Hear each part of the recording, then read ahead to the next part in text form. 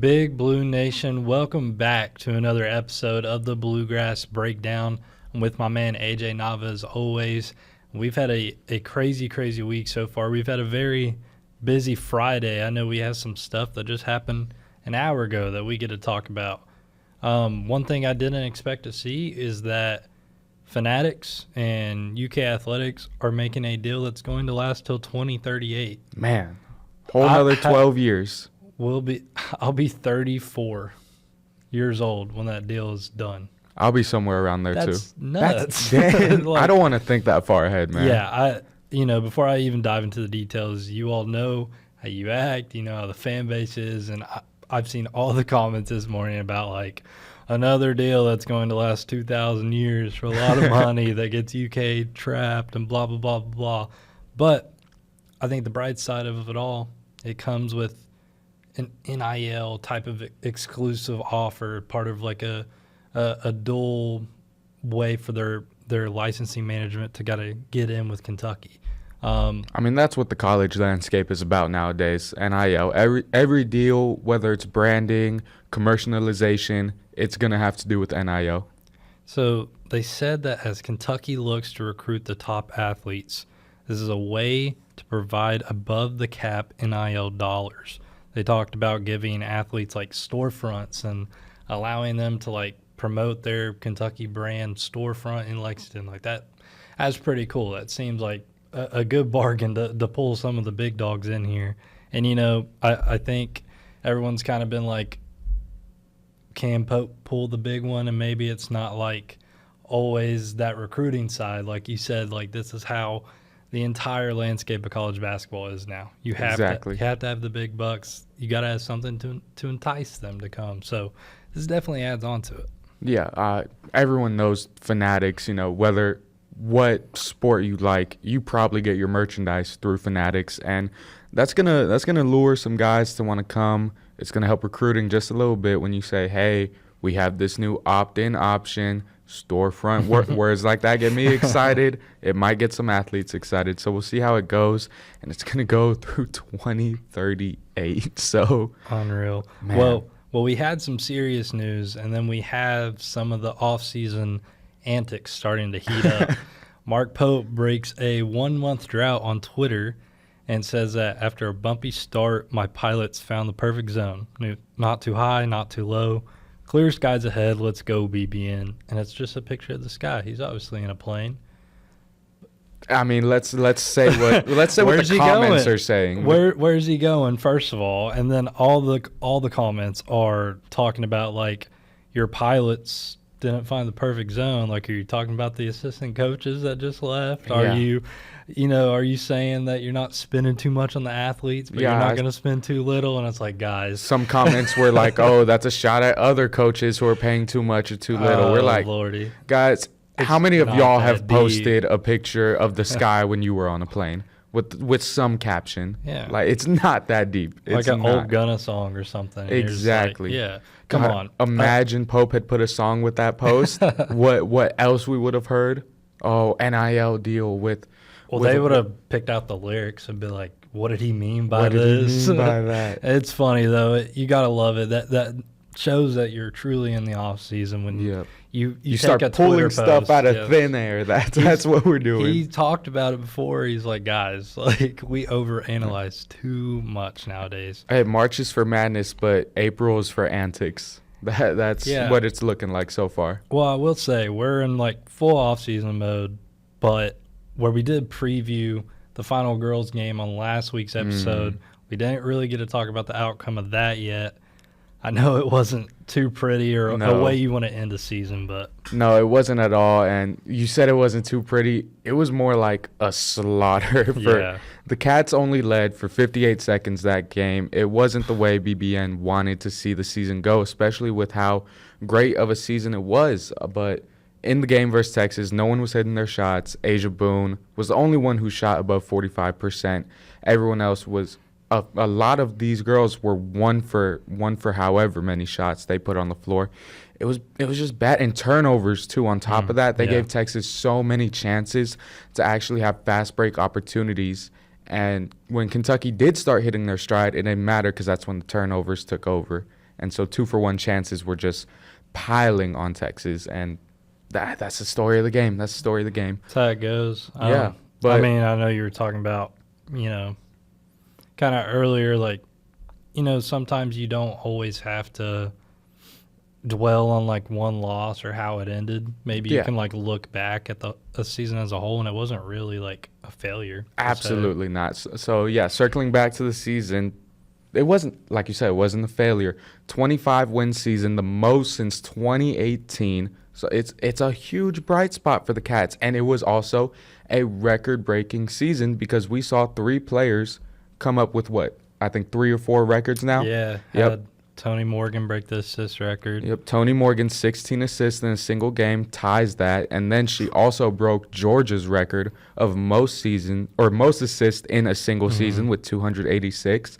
And then going back to the perimeter shooting, that wasn't there in the Texas game. It was there all season because Amelia Hassett and Asia Boone, both with 99 and 96 threes, cement themselves in the 1-2 spots of most threes made in a single season in Kentucky women's basketball history. So by no means on the court, maybe individual play and also team play, was this season a failure. Oh, and the big thing we didn't hit, first Sweet 16 in a decade. There you go, yeah. First Sweet in 16 decade. in a decade. So so now it's like, unfortunately, you have to just be like, well, season's over. Like, what more can you do about it?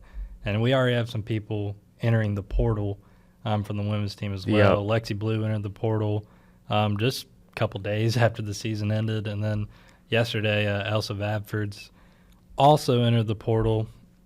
On Lexi Blue, I think all of BBN, like, even the glorious Facebook comments are just like, you have the last name Blue, like you might as well be a Wildcat for life. Yeah. And they're like, guys, other teams have the color blue. But well, then you have to look at her first name too, Lexington. Right, exactly. So everyone's like, no, don't stay, leave, don't go.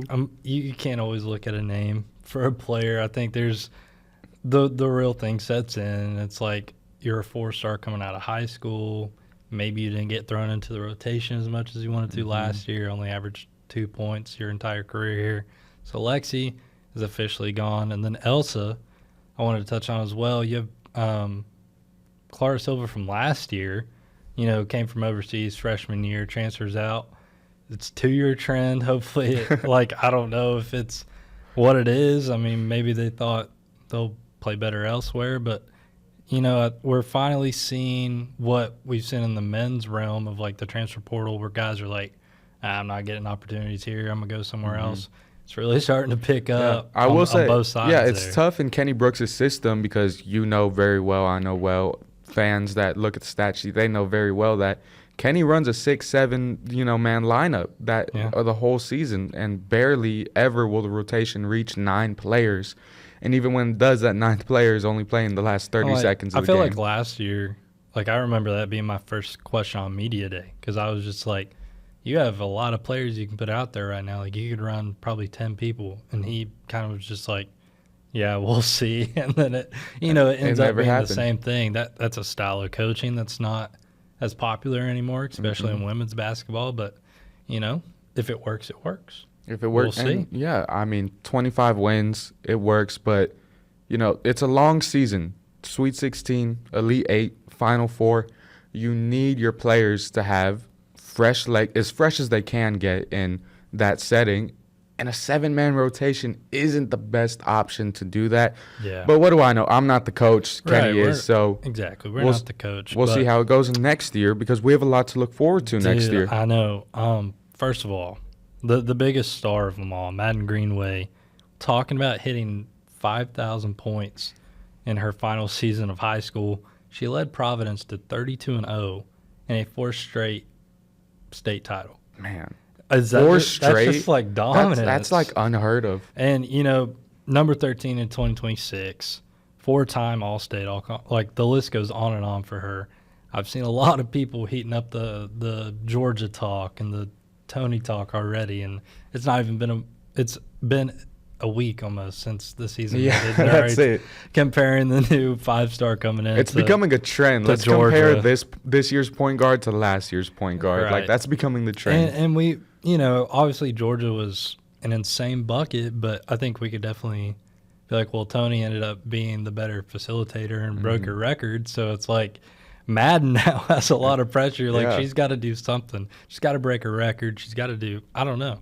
I think for me, she just has to come in and be the best player that she can, because we wanted Tony to be kind of like Georgia, but she ended up better being Tony. Right. So let's see what Madden can do being Madden. And then, obviously combating that, you have two girls who played high school ball with each other. At Emily McDonald, she just showed off that she can be a bucket. She's going to shoot some threes. She won the overall 3-point contest with the McDonald's, and obviously the women's as well. She won that by 3 points, I believe. Beat out Jason Crow. And then, which is great. Yeah. I saw that. That makes up for all the bad Missouri things. But then you have Savvy Swords as well coming in. Coolest name ever for a recruit. Ranked number 19 in 2026.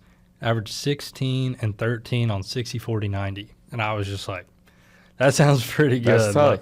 So they have 3 really big recruits coming in. So when Savvy hits a late clutch shot, is that considered a dagger or a sword? Where are we gonna put that? See, sword's like that Trevor Bauer thing for baseball. Okay. But imagine that call though. Late, 5 seconds left. Savvy with the sword. Yeah, instead of Savvy with the dagger. I hear it. Yeah, that's not a dagger. That's a sword. Like that could be tough. One day, hopefully one day. One day, but this recruiting class is all time. This is amazing, and look at the things we can point out for every single one. Greenway with Miss Soccer, something about basketball players that played soccer, the footwork translates in the most amazing ways on the court, and that's such a strength. Emily McDonald, we mentioned Amelia and Asia beating 3-point records. She'll fit right in with them. Oh, yeah, for sure. Well, not only have we got some recruits on the women's side coming in, but Mark Pope landed his first one of the offseason. Mason Williams switched over from Jackson State. Joined the 2026 class. It's the first one of the class. And then his dad, Mo Williams, also joined the staff just 3 days later. Yeah, it was a long time coming. We've all been waiting a while, and on top of that, it's a package deal. You get an assistant coach. Yeah, we needed that with some coaches moving on to bigger, better things outside of Big Blue Nation. But reminder, Mason Williams stands 6'2", averaged 15 and 4 in EYBL. He's going to be a great backup point guard. I think regardless of how recruiting goes, he will most likely end up being a backup. And he's one of the top players from Tennessee. So shout out Rocky Top for everything they've given Kentucky these past 2 years. No, we love good old Rocky Top. Remember, we're going back to the moon before they've reached the Final Four. That's crazy. But you know what? Jokes aside, good pickup for them. Yep. It molds to the play style for sure. Mark Pope's program that he's trying to build. And I think he's kind of like, from what I've watched of his film, he seems like a guy who always makes kind of the right play. Like he doesn't seem like the selfish type. I know he's, you can tell like he talked through EYBL and everything that he went through. It seemed like he was starting out not as confident shooting the ball and like wanted to kick it out a little bit and kind of wanted to get things moving before he got shot up. And then recent clips, you see him just like, just letting it fly. The confidence grew. The confidence definitely grew with him. Talking about it being a package deal, you also have his father coming in to be an assistant coach. And a big thing about that, and I don't think many people realize, but sometimes you just have to have a guy that has been there before. And obviously Mark Pope has been there before, but talk about at a higher degree. Like Mo Williams was in the NBA for 13, 14 seasons. You know what I mean? Played with Bron. Played in the NBA Finals. Played with LeBron James. Played with some of the greatest players in basketball. To just have that at your helm, and then also having a son that's probably grown up with all these other kids, like you have to think all these factors probably play a huge part in recruiting. So I think, getting both of these guys, I didn't have poaching Jackson State on the bingo card for the offseason. But you know what? I feel like these two guys were great to get early before someone else did. Yep, and it's great to see. But the thing about this pickup is that with Mason Williams, there's almost too many possibilities of what could happen just because of how little recruiting has happened since then. It's been, what, a week since they picked him up, and still nothing after that since then. So it's like, with how uncertain the roster is. Well, you got to think, though, what did we get with the guys who were here previously, though, right? True. You know what I mean? True. So, like, a lot of people do have that very forward-thinking mindset. That's a theme of the offseason. They want it quick. They want it now. They don't want to wait. But, you know, a week takes a while. Yeah. You're right. Let them cook. Okay, you're right. You caught me there. Last point I want to put out about Mo Williams is that, you know, a lot of people were talking about his coaching record. Like, if you're forward-looking and recruiting, like, you don't care about what your head coach record is. I even saw a thing where he, like, reached out to two of those Kentucky targets that, you know, we've been mentioning a lot the past couple of weeks. He offered them before. Maybe there's some relationship there. Who knows? Hey, connections are connections, and they're always more help than they are not. So we'll see how it goes. We're just waiting now. That's all. We're just waiting for something to happen. You know, and I know you want to be so negative today, but don't see me up like that. Go ahead and talk about Jalen Lowe coming out. So it's official. The first Wildcat to enter the transfer portal. He has put his name out there. Jalen Lowe, after one season, 8 games played at the University of Kentucky. Was it 8 or 9 games? I think it was 8. I believe it was 8, yeah. Yep, after 8 games at the University of Kentucky, he's gone. It's sad to see. You got to feel for the guy. That's the point I want to make first. You got to feel for the guy. He came off averaging 16-5 on a good program in Pitt, and then he transferred to the Bluegrass to be the starting point guard, to get that Kentucky being in Rupp, feeling the fandom, the passion, everything, at the full BBN experience. And in just 8 games, he didn't get that. Because that shoulder injury, of course, he was more on the bench, a player coach type thing. And so I think that kind of had a part to play in why he ended up leaving. And then you mix in the alleged chemistry problems that the team had going all the way up through the midseason. It's like, think about it. You wish you could be on the floor with your guys, but instead you're glued to the bench, and you have to watch these guys that have the opportunity you wish you had just kind of butt heads the whole time. It has to. I'm not saying that's the main reason, but I'm sure it played a part. Well, you know, a big part of it too. We talked about Mason earlier, but I mean, he committed, and it felt like the staff had already like addressed Jalen before we heard about it. Mm-hmm. And although we kind of assumed maybe he'd be on his way out, you know, we had people talking about what he said at the SEC tournament and seeming optimistic. And then, like you said, we kind of understand that Mason's going to be the backup. And it's unfortunate because Jalen, I think there's definitely like some sort of bridge there or agreement where they could be like, yeah, I'll stay here and be a backup, sure, but I don't know who's going to be in front of me. Am I going to be battling all season? You know, could I get hurt again type of thing? So I think both parties just decided to move on. You know, I heard the meeting between them went like relatively quick. Kind of seemed like they already knew what was up. Man. And, you know, he's in the portal. We'll see where he goes. Maybe he ends up at Louisville or something, or Duke.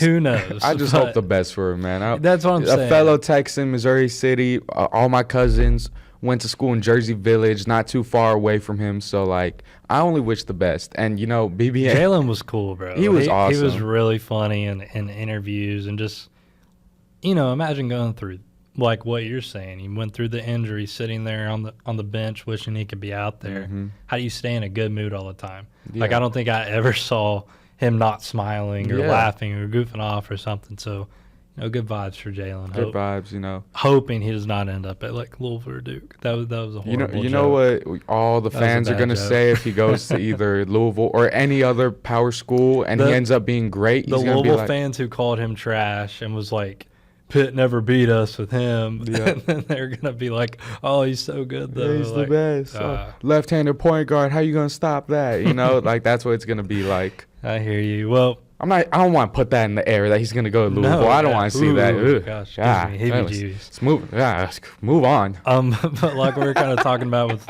the point guard spot, like you assume that Pope is going to go out there and like get a big time guy. Like maybe not someone who's going to cost like $4 million, or maybe it won't be like someone who just fits in the offense and looks all right.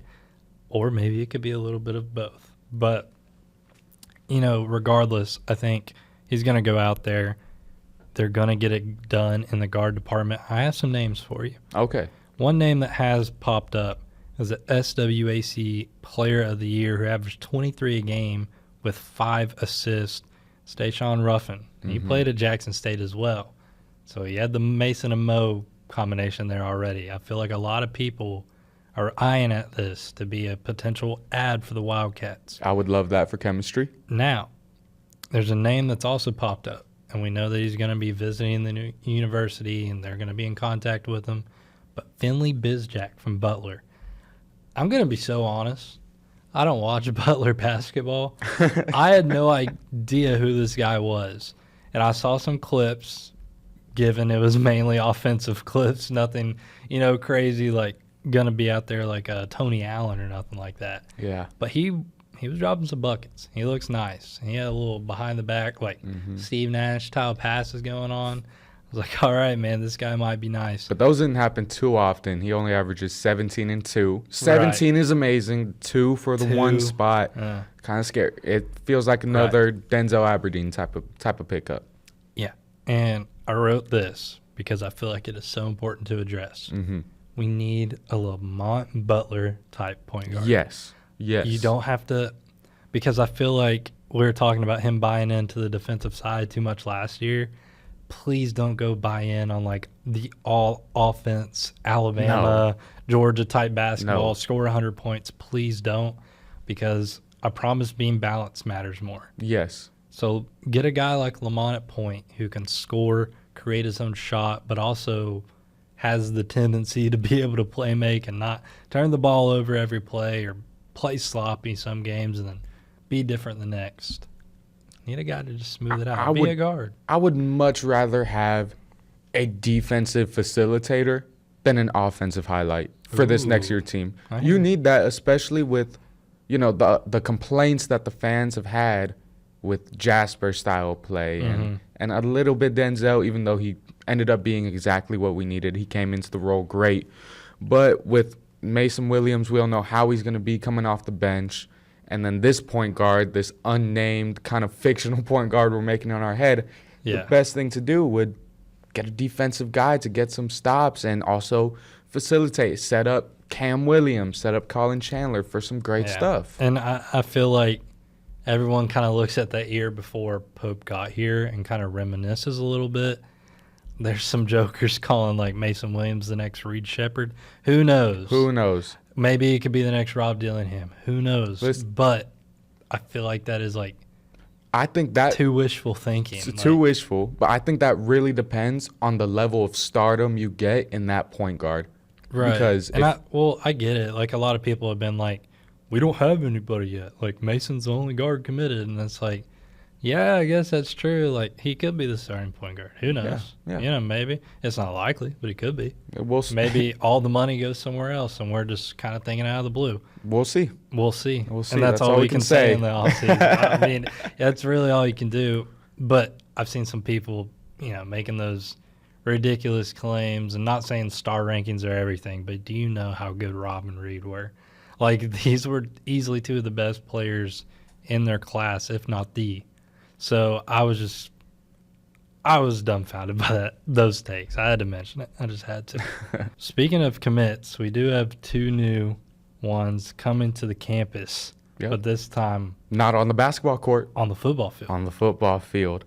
They're coming to the blue football field, by the way, the blue one. Maybe.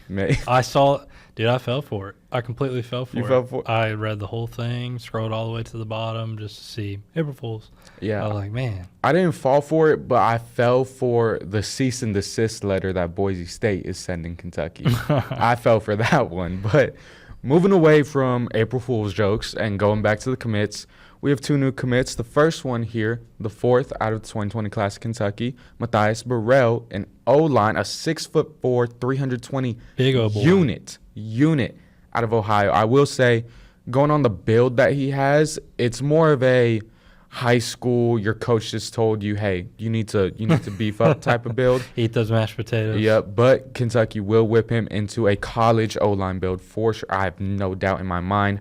But Kentucky's very lucky to have this guy. He could have gone to Louisville, Pitt, Colorado. He had offers from all those. But he ended up posting on Instagram a few days ago, he quotes, "I'm home, go Cats." Heck yeah. Isn't that what you'd love to see? Oh, yeah. He hasn't touched a Kentucky field, but yet he's calling the Bluegrass home. That tells me off rip Type of guy you want. That's a guy you want. That's a guy who's ready to commit himself to the program and call it his home. Mm-hmm. Yep. And shout out the recruiter that got him, because coach excuse me, I forgot his name.